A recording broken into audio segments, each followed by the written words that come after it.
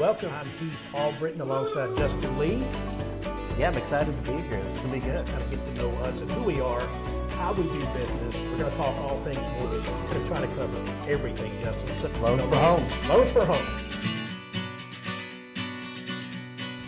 Well, good Friday afternoon, Justin. Afternoon, Heath. You ready for the weekend? I am. And hey, welcome to the Loans for Homes podcast. Oh, it's good to be here.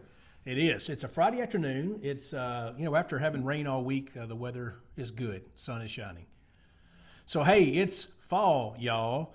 So we thought we'd today obviously give you an update of what's going on in this crazy market, but also just kind of, what to be expecting coming up in the fall and the winter months and this sort of thing. And if you're looking to sell your house, if you're looking to buy a house, all that good stuff. So, Justin, let's start off. We know it's been crazy. Every commercial on TV, the radio, consumers out there in the marketplace are hearing that, man, mortgage rates have really, really dropped. Now, while mortgage rates in themselves are down overall, they're just not at the levels that the media would portray they're at. Yeah, I mean, we knew that would happen. I mean, you see it in the headlines that the Fed cut rates, and unfortunately, it was already priced in weeks before the actual Fed cut. So when the Fed actually went to cut, it didn't do anything to actually help mortgage rates. Mortgage rates actually bounced up a little bit. So as far as your HELOC and your other type of rates, yeah, that is going to come down, but it didn't actually help mortgage rates. Yeah, and Jerome Powell, guys, he still would not 100% commit, and he probably never will, that there's going to be at least 2 more rate cuts. So that had some effect. Also, consumer spending is still high. So the American consumer still shows that there is resilience, Justin. They continue to spend money. Inflation is still a concern out there. Jobless claims were down this week. Also, they revised the GDP numbers from 3.3% to 3.8%, I believe. So all of those things, guys, there's so much that goes into a mortgage pricing, right? It's not just when the Fed, again, there's no direct correlation with the Fed cutting the Fed funds rate, which are short-term rates in regards to mortgage rates. So historically, it does a lot of help. information. Historically, when the Fed cuts, it does help mortgage rates, and rates still come down. But I mean, it's just overall a very weird economy right now. Ever since COVID, the cycle's kind of messed up, and right now it's just more data dependent and what people say and how dovish the Fed is as far as what the market actually does. There's just a ton of unknowns that are still out there, so we're just gonna have to wait and see. I tell you, Justin, it's amazing. Just some people in power, just based on what they say, the market responds to what they say. It does, right? It's pretty amazing. I don't have that kind of power, do you? I don't have that kind Not of in my power. household, at least. No. Yeah.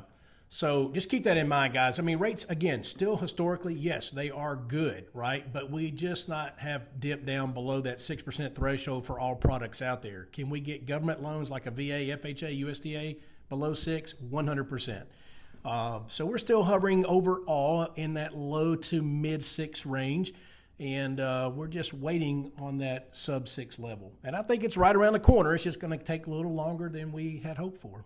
It's coming. We just got to be patient. It may not be this year. It may be next year. Yeah. So there's your update for this week in regards to interest rates. So now we know, guys, going in when school starts back, all that good stuff. People are busy with school and everything. There tends to be less listings on the market, less people moving, less people buying.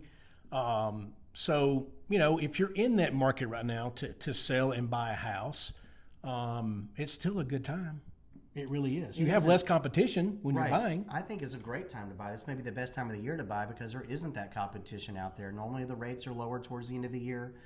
You're the only person bidding on a house. I mean, that school frenzy of back to school is over with. So the ball's in your court. If you want to buy a house, now's the time to where you have all the negotiating power. Exactly. And guys, if you are looking to sell your house, just make sure you have this thing in order, right?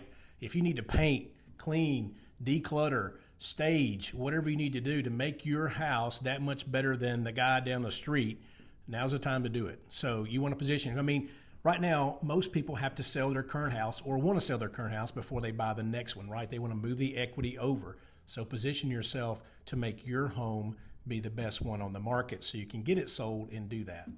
Correct. And don't be greedy. I mean, don't think of what your friends sold their house for 2 years ago. Hire a real estate professional. If you don't know a good agent, get with us. I mean, you got to be priced right to sell in this market. Yeah. And, like Justin just mentioned, maybe you have to price it more aggressively to sell it. Well, you're going to make that up when you go to buy too, because it is a buyer's market right now, at least in our opinion. So just because there are less buyers out there in relation to the listings that are available. Correct. So take advantage of the market, have a plan, and execute your plan. That's it, guys. Thanks for joining. As always, like and subscribe.